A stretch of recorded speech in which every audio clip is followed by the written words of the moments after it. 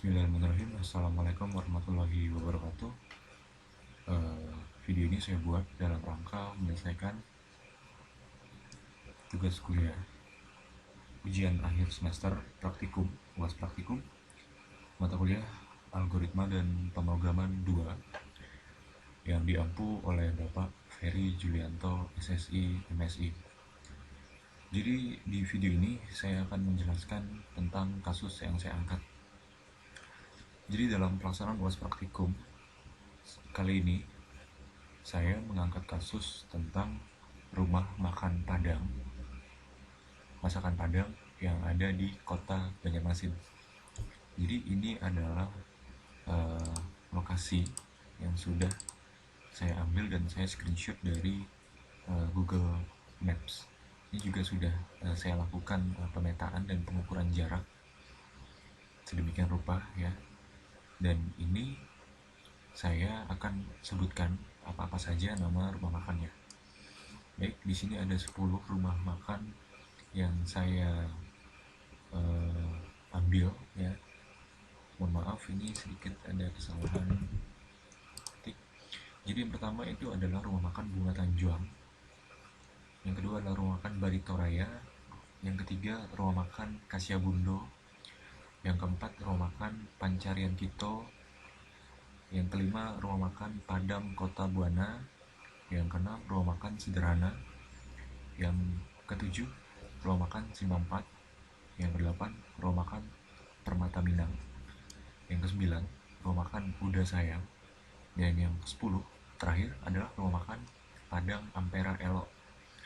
Oke, baik, untuk grafnya yang sudah saya buat jadi seperti ini.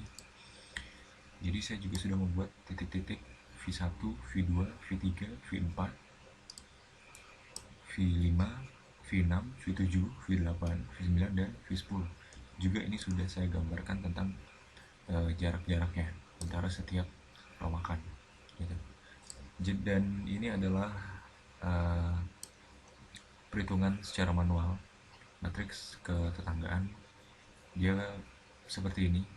Jadi ini sudah saya lakukan pengurutan dari bobot terkecil sampai ke bobot yang terbesar. Kemudian ini juga merupakan perhitungan algoritma Kruskal secara manual. Jadi di sini apabila dia tidak berhubungan maka dia tidak punya nilai atau 0. Nah, kemudian ini adalah untuk jaraknya. Apabila dia berhubungan maka dia akan mempunyai sebuah jarak dan itu bisa kita masukkan ke dalam matriks ini. Kemudian ini juga merupakan perhitungan secara manual yang sudah saya buat ya.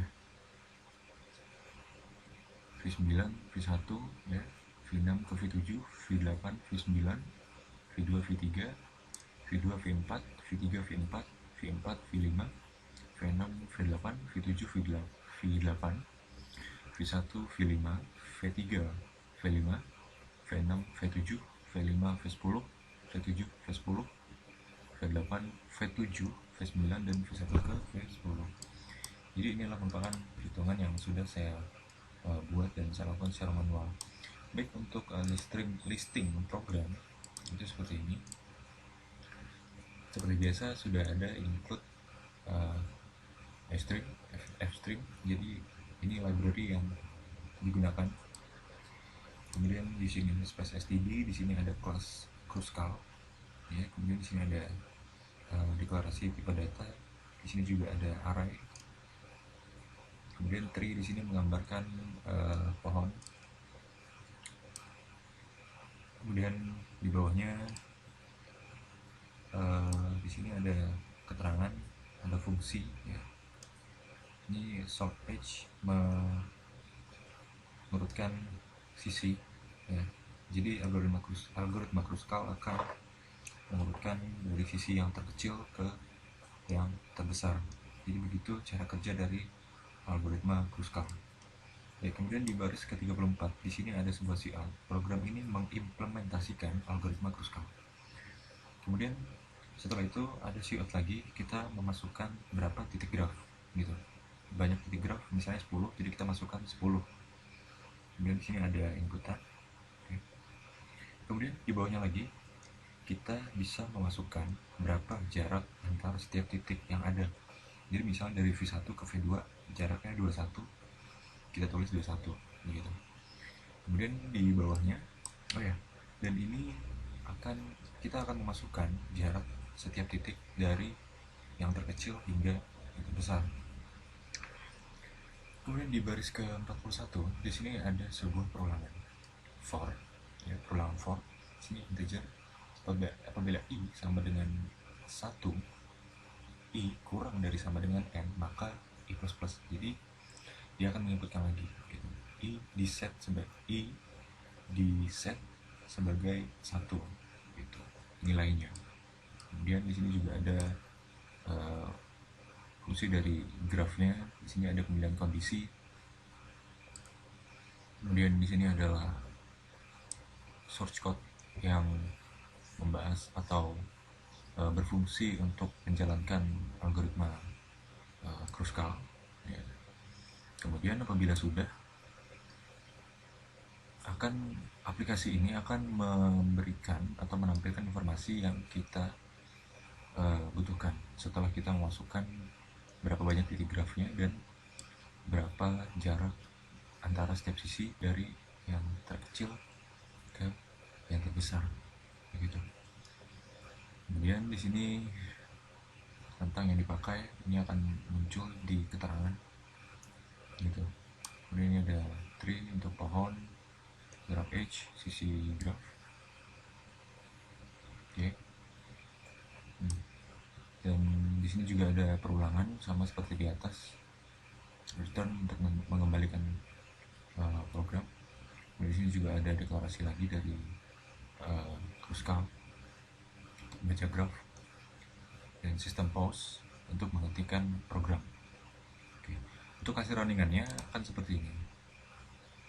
Jadi sebelumnya saya sudah menghitung ya, jadi banyak titik graf yang saya masukkan berdasarkan kasus yang saya angkat itu ada 10 titik gitu. Dan saya sudah memasukkan berapa titik, berapa jarak antar setiap titik gitu. Apabila dia berhubungan maka akan seperti ini, kan muncul angka seperti ini, berarti dia berhubungan. Namun apabila dia tidak berhubungan maka kita tulis dia sebagai 0 begini ya. Ini sudah saya urutkan semuanya dari yang terkecil sampai yang terbesar. Nah kemudian hasil setelah diurutkan ya, begini.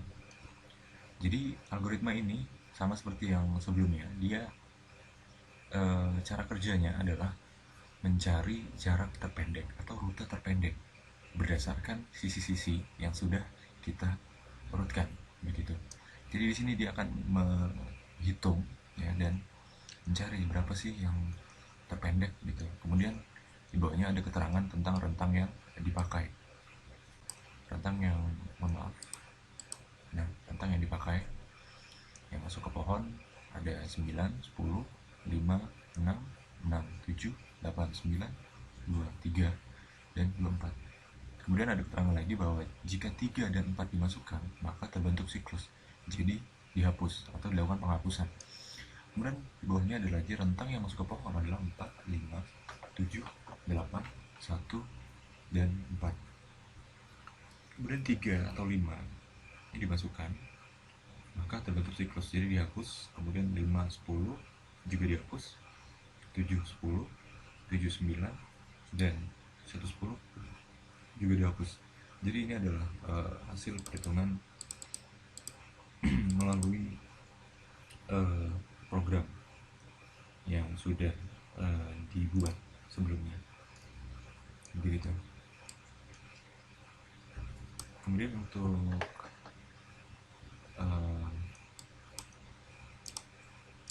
dan untuk perbandingan hasil setelah perhitungan secara manual ataupun secara komputasi dengan menggunakan program, saya rasa tidak memiliki perbedaan yang signifikan selama dalam kita menginputkan jarak antar setiap titik ini benar, dan semuanya sudah benar, baik itu di program maupun di jarak yang kita buat sebelumnya yang di sini.